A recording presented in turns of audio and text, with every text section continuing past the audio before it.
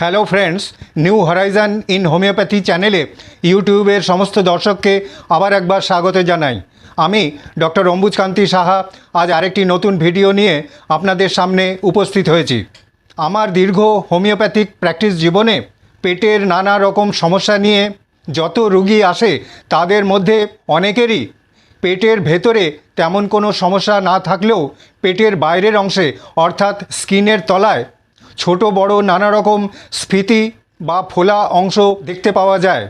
এই সব স্ফীতির মধ্যে ব্যথা থাকতে পারে, আবার নাও থাকতে পারে।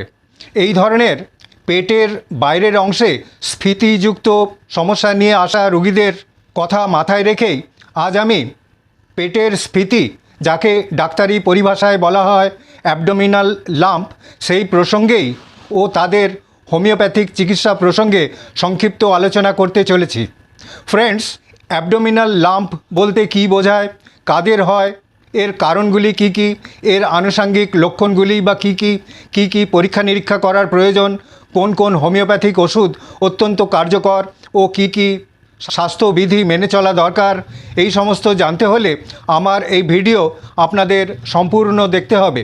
আর যদি ভিডিওটি ভালো লেগে থাকে তবে অবশ্যই লাইক করবেন, বন্ধুদের মধ্যে শেয়ার করবেন, কোনো প্রশ্ন থাকলে হোয়াটসঅ্যাপে লিখে জানাবেন। আর আপনি যদি এই চ্যানেলে নতুন হয়ে থাকেন তবে অবশ্যই চ্যানেলটিকে সাবস্ক্রাইব করবেন, যাতে নতুন নতুন ভিডিওর নোটিফিকেশান আপনি সবার প্রথমেই পেয়ে যান। অ্যানাটমিক্যালি আমাদের পুরো পেটকে অর্থাৎ অ্যাবডোমিনাল ক্যাভিটিকে 9টি রিজিয়ানে ভাগ করা হয়। পেটের একেবারে উপরের অংশে ডান দিক থেকে বাঁ দিকে থাকে রাইট হাইপোকন্ড্রিয়াম, মাঝে এপিগ্যাস্ট্রিয়াম ও বাঁ দিকে লেফট হাইপোকন্ড্রিয়াম। তার নিচের অংশে থাকে রাইট লাম্বার রিজিয়ান, মাঝে থাকে আম্বিলিকাল রিজিয়ান ও বাঁ দিকে থাকে লেফট লাম্বার রিজিয়ান। আর পেটের একেবারে নিচের অংশে ডান দিকে থাকে রাইট ইনগুইনাল রিজিয়ান, মাঝে হাইপোগ্যাস্ট্রিয়াম ও বাঁ দিকে লেফট ইনগুইনাল রিজিয়ান।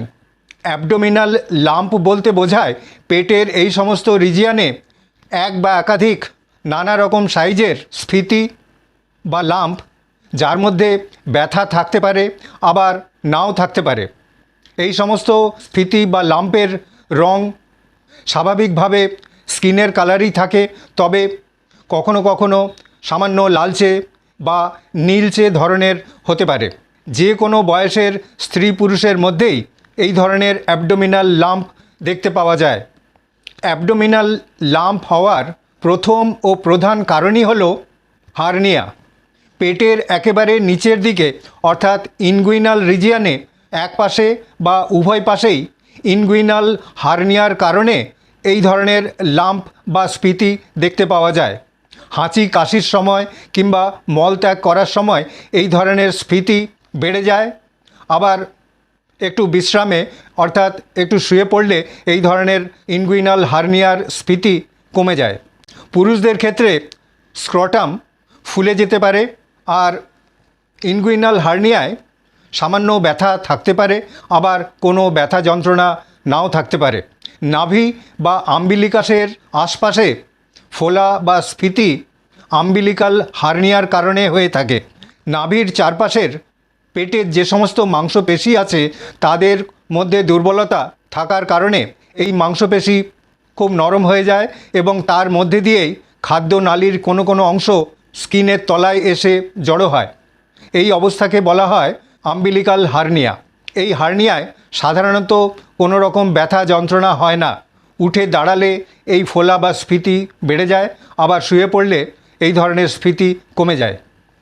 অতীতের কোনো অপারেশান অর্থাৎ পেটে যদি কোনো অপারেশান হয় তাহলে সেখানকার মাংসপেশি দুর্বল হয়ে গিয়ে খাদ্যনালী বেরিয়ে এসে স্কিনের ঠিক নিচেই জড়ো হলে তাকে বলা হয় ইনসিশনাল হার্নিয়া।